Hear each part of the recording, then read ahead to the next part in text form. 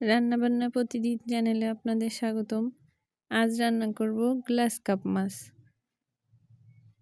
এখানে আমি মাছগুলো হলুদ লবণ মেখে রেখেছি। চুলায় কড়াই গরম করতে দিয়ে দিলাম। আজকে আমি গ্লাস কাপ মাছটা ওলকপি দিয়ে রান্না করব।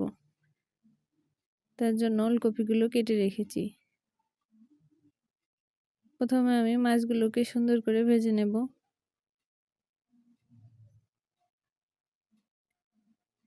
এখন বাজারে শীতের সবজি উঠে গেছে, আর শীতের সবজি দিয়ে মাছ রান্না করলে খুব সুন্দর স্বাদ হয়।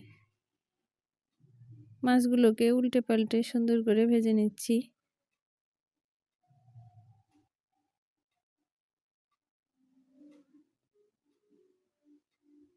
মাছগুলো ভাজা হয়ে গেছে। এখন আমি বাকি মাছগুলোকেও ভেজে নিলাম। তেলের মধ্যে কিছুটা জিরা ও তেজপাতা ফোড়ন দিয়ে দেব। ফোড়নটাকে একটু নাড়াচাড়া করে নিলাম। এখন ওলকপিগুলো দিয়ে দেব।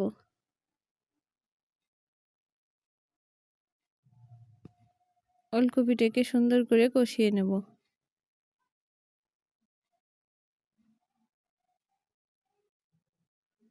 পরিমাণ মতো লবণ ও হলুদ দিয়ে দিলাম।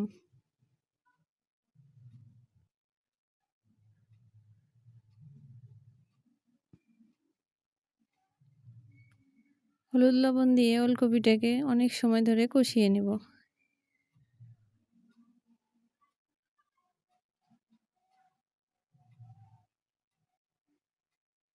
এখন আমি একটু গুঁড়া মশলা দিয়ে দিলাম, একটু জিরার গুঁড়া ও একটু শুকনা মরিচের গুঁড়া।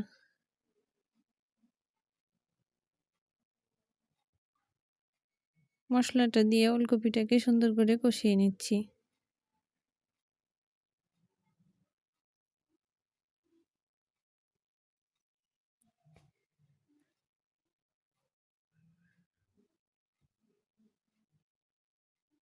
কপিটা সুন্দর করে কষানো হয়ে গেছে। এখন আমি ঝোলের জন্য জল দিয়ে দিলাম। ঝোলের জন্য জল দেওয়া হয়ে গেছে। এখন ঝোলটাকে সুন্দর করে ফুটিয়ে নেব। ঝোলটা অনেকটাই ফুটে গেছে। এখন আমি ভেজে রাখা মাছগুলো দিয়ে দিলাম।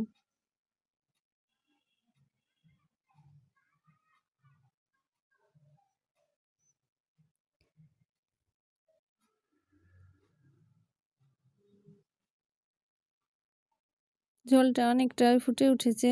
এখন আমি একটু ভাজা মশলার গুঁড়া দিয়ে দিলাম। একটু জিরা ও ধনিয়া ভেজে রেখেছিলাম, সেই ভাজা মশলার গুঁড়াটা এখন দিয়ে দিলাম। আর কিছুটা সময় জাল করলেই ওলকপি দিয়ে মাছ রান্না হয়ে যাবে। এইভাবে ওলকপি দিয়ে গ্লাস কাপ মাছ রান্না করে খেয়ে দেখবেন, খুব সুন্দর লাগে। এই দেখুন, ওলকপি দিয়ে মাছের ঝোল হয়ে গেছে।